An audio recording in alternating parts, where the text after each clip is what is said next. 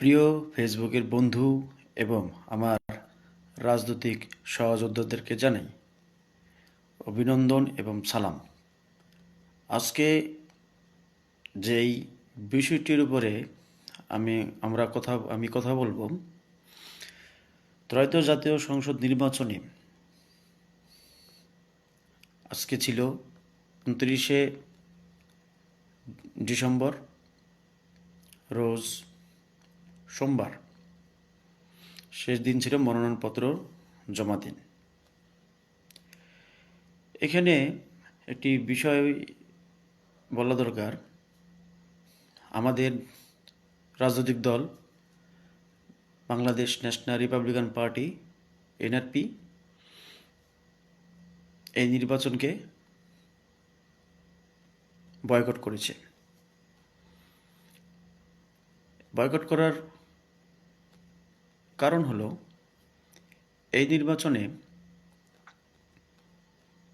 মাঠ পর্যায়ে কোনো লেভেল প্লেইং ফিল্ড তৈরি হয়নি। বিশেষ করে প্রার্থীদের নিরাপত্তার বিষয়ে আমরা কিছুদিন আগে দেখতে পেলাম ঢাকা ৮ আসনের ওসমান হাদির হত্যাকাণ্ড, এবং এই হত্যাকাণ্ডেরও কিন্তু বিচার এখনও পর্যন্ত আমরা দেখতে পারিনি। বিশেষ করে আসামিও কিন্তু এখনও গ্রেপ্তার হয়নি। ঠিক তার আগে 15-20 দিন আগে, হাদি হত্যার 15-20 দিন আগে চট্টগ্রামে এক বিএনপির প্রার্থীর পথসভায় গুলি করা হয়। যদিও তিনি ভাগ্যচক্রে বেঁচে যান এবং এই গুলিটি তার পায়ে লাগে। এরপরে আমরা দেখতে পেলাম খুলনায় যে এনসিপি নেতাকে গুলি করা। নির্বাচনের পরিস্থিতিতে আমরা দেখতে পেলাম বিশেষ করে ছোট ছোট রাজনৈতিক দলের প্রার্থীদেরকে ভয়ভীতি দেখাচ্ছে বড় বড় দলের বিশেষ করে বড় দলের প্রার্থীরা। ঠিক আমাদেরও ব্যতিক্রম নয়। আমাদের চাঁদপুর 3 আসন এবং শরীয়তপুর 3 আসনের প্রার্থীর বাসায় গিয়ে বিএনপির প্রার্থীরা, বিশেষ করে বিএনপির কর্মীরা জীবননাশের হুমকি দেয়। এরকম আরও অনেক ছোট রাজনৈতিক দলগুলো আছে যাদেরকে বিভিন্নভাবে ভয়ভীতি দেখানো হচ্ছে, এবং এই নির্বাচনে আরও এই বিষয়টি আরও প্রকট হয়ে উঠবে বলে আমি মনে করি। প্রার্থীদের নিরাপত্তা যদি না থাকে, তাহলে প্রার্থীরা কিভাবে ভোট করবে? বিশেষ করে আমরা দেখতে পেলাম একটি দলকে এই অন্তর্বর্তী সরকার মনে করছে তারা ক্ষমতায় চলে গেছে, এবং একটি দলের নেতাকে যেভাবে প্রোটোকল দেওয়া হচ্ছে, তার এই প্রোটোকলের দেখে মনে হচ্ছে তাকে প্রধানমন্ত্রী হিসাবেই অন্তর্বর্তী সরকার মেনে নিয়েছে, এবং তার যে 6 স্তরের যে প্রোটোকল, মনে হচ্ছে তিনি পাশ করার আগেই, মানে তার দল নির্বাচিত হওয়ার আগেই আগাম ক্ষমতার সুসংবাদ পেয়ে যাচ্ছে, যেটা অন্য রাজনৈতিক দলের জন্য করা হচ্ছে না। পুলিশ প্রশাসনও ওই দলের হয়েই নিরাপত্তার কাজে যত্ন হচ্ছে। বাংলাদেশ ন্যাশনাল রিপাবলিকান পার্টি এই নির্বাচনকে মনে করে একটি সংস্কারবিহীন নির্বাচন। কারণ এই ধরনের নির্বাচন 17 বছর ধরে শেখ হাসিনা করে আসছে, কিন্তু আমরা কিন্তু এখনও এই 17 বছরে প্রার্থী হত্যা হওয়ার বিষয়ে কিন্তু আমরা এখনও শুনিনি, বা দেশবাসী জানেও না যে ভোটের আগে প্রার্থী গুলিবিদ্ধ হয়েছে এবং প্রার্থীকে হত্যা করা হয়েছে, এ ধরনের কোনো কিছুই সংবাদ আসেনি, যেটা অন্তর্বর্তী সরকারের আমলে এটা হয়েছে। যদিও আমাদের প্রধান উপদেষ্টা তিনি উল্লেখ করেছেন, তিনি ঘোষণা দিয়েছেন যে ইতিহাসের সেরা নির্বাচন তিনি উপহার দিবেন, কিন্তু আমরা দেখতে পাচ্ছি কি তিনি ইতিহাসের সেরাই বলতে গেলে উপহার দিচ্ছেন। বাংলাদেশের এই 54-55 বছরের ইতিহাসে কখনোই যত ক্রান্তি লাগলো হোক না কেন, প্রার্থী হওয়ার মতো ঘটনা কোনো নির্বাচনে হয় নাই, যেটা এই ত্রয়োদশ জাতীয় সংসদ নির্বাচনে আগে এবং পরে হচ্ছে। আমরা দেখতে পাচ্ছি যে বর্তমান যে নির্বাচন কমিশনার এবং হাসিনার আমলের যে নির্বাচন কমিশনের মধ্যে কথার মারপ্যাচ একই রকম। হাসিনার আমলে যেই নির্বাচন কমিশনার ছিল আওয়াল কমিশন, এই আওয়াল কমিশনের একটি সিটি কর্পোরেশন নির্বাচনে চরমোনাইয়ের প্রার্থী আহত হওয়ার পর, বিশেষ করে আওয়ামী লীগ দ্বারাই আহত হওয়ার পর, রক্তাক্ত হওয়ার পর তিনি কিন্তু উল্লেখ করেছিলেন যে তিনি তো মারা যাননি। এবং এই নির্বাচন কমিশন তারা ঠিক একই রকম কথা, বিশেষ করে হাদি হত্যা হয়েছে, একজন প্রার্থী হত্যা হয়েছে, সেটাও নাকি একটি বিচ্ছিন্ন ঘটনা বলে তিনি অভিহিত করেছেন। তাহলে প্রার্থীর জীবন নাশ যদি বিচ্ছিন্ন ঘটনা যদি হয়ে থাকে, তাহলে প্রার্থীর নিরাপত্তা যদি ছিন্ন হয় বা ক্ষুণ্ণ হয়, তাহলে এর থেকে বড় ধরনের হাস্যকর কথা কি হতে পারে? একটা প্রার্থীর জীবনের মূল্য কি নেই? অবশ্যই আছে। আর কোনো প্রার্থী তো চাবে না যে নির্বাচনের জন্য তার জীবনটা উৎসর্গ করতে। আমরা 2022 সালে আমাদের দল নির্বাচন কমিশনে নিবন্ধনের জন্য আবেদন করে এবং 2022 সালে নিবন্ধন আবেদন করার পর আমরা বাছাই পর্বে টিকে গিয়েছিলাম, কিন্তু আওয়াল কমিশন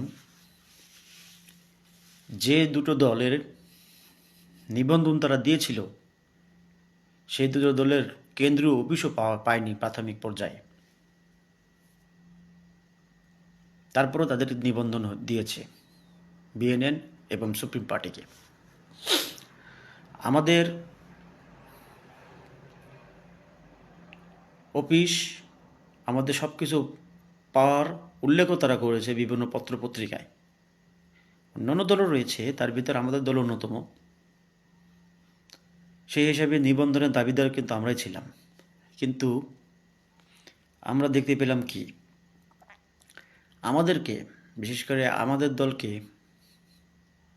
আমরা আনারস প্রতীক চেয়েছিলাম, নিবন্ধনের মার্কা চেয়েছিলাম আনারস প্রতীক, এবং আবেদনেও আমরা আনারস প্রতীকই চেয়েছিলাম এবং একটি প্রতীকই আমি চেয়েছিলাম। কিন্তু নির্বাচন কমিশন এটাকে নৌকা প্রতীক বলে বাতিল করেছে। এরপর তাদেরকে আবারও চিঠি দেওয়া হয়েছে। চিঠি দেওয়ার পর তারা কোনো রকম দেখভাল ছাড়াই বা কোনো রকম তদন্ত ছাড়াই আমাদের চিঠিটাকে প্রত্যাখ্যান করেছে। এরপর আমরা উচ্চ আদালতে দ্বারস্থ হই। আমরা হাইকোর্টে রিট পিটিশন দায়ের করি, যার নাম্বার হলো 15,647/23। আমরা 2024 সালের 2রা জানুয়ারি আমরা হাইকোর্টের আদেশ বা আমাদের দলের নিবন্ধন সংরক্ষিত রুল আদেশ আমরা পাই। এরপর আমরা বিভিন্নভাবে হাইকোর্টে দ্বারস্থ হই দ্রুত নিবন্ধনের জন্য, কিন্তু উচ্চ আদালতের মামলাজনিত জটের কারণে আমাদের নিবন্ধনটা নেওয়া হয়নি। যদিও বাংলাদেশে উচ্চ আদালত থেকে শুরু করে প্রত্যেকটা আদালতেই দুর্নীতিতে ভরপুর, বিশেষ করে পুরো সেক্টরটাই বাংলাদেশে বিচার ব্যবস্থার প্রত্যেকটা জায়গাতেই বাংলাদেশে দুর্নীতিতে ভরপুর। এখন 5ই আগস্টের পর আমরা মনে করেছিলাম আমাদেরকে, বিশেষ করে আমরা মনে করেছিলাম যে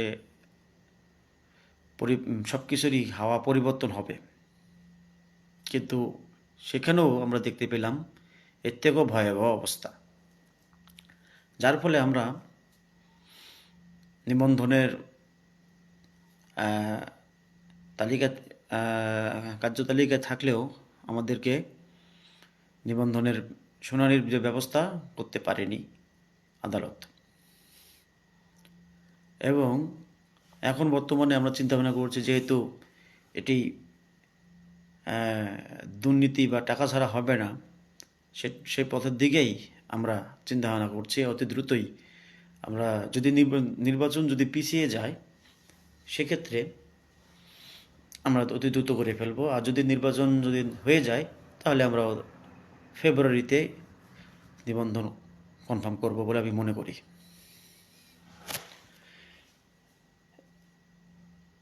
একটা রাজনৈতিক দল গঠন করতে হলে তার অফিস থাকা লাগে, আমাদের সেটা আছে, এবং আমাদের দলের কার্যক্রমও, আমাদের কমিটি, আমাদের পর্যাপ্ত কর্মী আছে। আমাদের 46টা জেলা কমিটি, 246টি থানা কমিটি, আমাদের মোটামুটি কর্মী আছে মোটামুটি 2 থেকে 3 লাখ। যদি আমাদের গড় অ্যাভারেজ যদি ধরা হয়, আমরা নতুন একটি রাজনৈতিক দল হয়ে, তাও আবার নিজস্ব অর্থায়নে, নিজস্বভাবে কর্মীদের ভালোবাসায়, আমাদের মিনিমাম 15 থেকে 20 লাখ ভোট আছে ভোটের মাঠে। এটা যদি আমাদের যদি সুযোগ হতো, বা আমাদের যদি নিবন্ধনটা কনফার্ম করে ফেলতে পারতাম, তাহলে ভোটের মাঠে আমরা একটি শক্তিশালী প্রতিপক্ষ হিসাবেই লড়ে যেতে পারতাম। কিন্তু আমাদের নিবন্ধন এবং আমাদের প্রার্থীদের দলের প্রতি ভালোবাসা, আমরা মনে করি, যদিও আমরা মনে করেছিলাম একটি কোনো নাম্বার নিয়ে বা কোনো একটি মার্কা নিয়ে আমরা নিবন্ধন করব, কিন্তু আমাদের প্রার্থীদের যেভাবে প্রতিপক্ষরা ভয়ভীতি দেখিয়েছে, আর বিশেষ করে নিরাপত্তার একটি বিষয় জড়িত আছে, এবং কর্মীদের বা আমাদের দলের ভোটারদের বিপদে ফেলতে যেন না হয় বা বিপদে যেন না পড়ে, তার জন্যে আমরা সিদ্ধান্ত নিয়েছি এই সংস্কারবিহীন এবং নিরাপত্তা বিঘ্নিত নির্বাচনে আমরা বয়কট করার, এবং আনুষ্ঠানিকভাবে আমরা আমাদের দলের এবং আমাদের কর্মী এবং আমাদের দলীয় যেসব ভোটারগুলো আছে, আমরা আজ থেকেই, এখন এই মুহূর্তে আমি বলছি যে, বা নির্দেশনা দিচ্ছি যে, জীবনের এবং নিরাপত্তার জন্য এই নির্বাচন আপনারা বয়কট করুন, এবং আমাদের দলীয় কর্মী এবং দলীয় সমর্থক যারা যারা আছে তারা এই নির্বাচনকে এবং নির্বাচন কেন্দ্রে যেহেতু দল নির্বাচনে নেই এবং নিরাপত্তা নেই, কারণ নিরাপত্তা নেই বলেই আমরা সিদ্ধান্ত নিয়েছিলাম যে বয়কট করার। এবং যেহেতু আমাদের প্রার্থী নেই, আমাদের দলের কোনো প্রচার নেই, যার ফলে এই নির্বাচনকে আমাদের দলেও যারা যারা কর্মী সমর্থক আছে তাদেরকে বলছি পুরোপুরি বয়কট করার, এবং অতি দ্রুত এই বয়কট করার মাধ্যমে আমরা আমাদের অবস্থানটা জানিয়ে দেব এবং জানিয়ে দিচ্ছিও। কারণ এখানে যদি কেউ দলের পাশ কাটিয়ে কোনো কর্মী বা সমর্থক নির্বাচন করার সিদ্ধান্ত নেয়, তাহলে অতি দ্রুত, যেহেতু দলের শৃঙ্খলাজনিত ভঙ্গ যদি নোটিশ পেতে না হয়, পদত্যাগের মাধ্যমে যারা যারা করতে চান, যারা প্রার্থী হতে চান তারা করতে পারেন, এটা তাদের ব্যক্তিগত ব্যাপার। তবে দল স্ট্রেট ফরওয়ার্ড বলে দিচ্ছে যে তাদের জন্য কোনো এক সময় তারা যদি মনে করেন যে দলে আবার ফিরবেন, এই দলে সেই সিস্টেম আর থাকবে না, এবং তাদের নির্বাচনে যদি কোনো ক্ষয়ক্ষতি হয় সেই দায়ভারও দল নেবে না। সুতরাং সব কিছু দিক বিবেচনা করে আমাদের দলীয়, বিশেষ করে বাংলাদেশ ন্যাশনাল রিপাবলিকান পার্টির প্রত্যেক কর্মী, সদস্য এবং ভোটারদের আমি বিনীতভাবে অনুরোধ করছি, এই নির্বাচনে বয়কট করুন এবং এই নির্বাচনটি বয়কট করুন এবং ভোট কেন্দ্রটাকেও বয়কট করুন। ধন্যবাদ।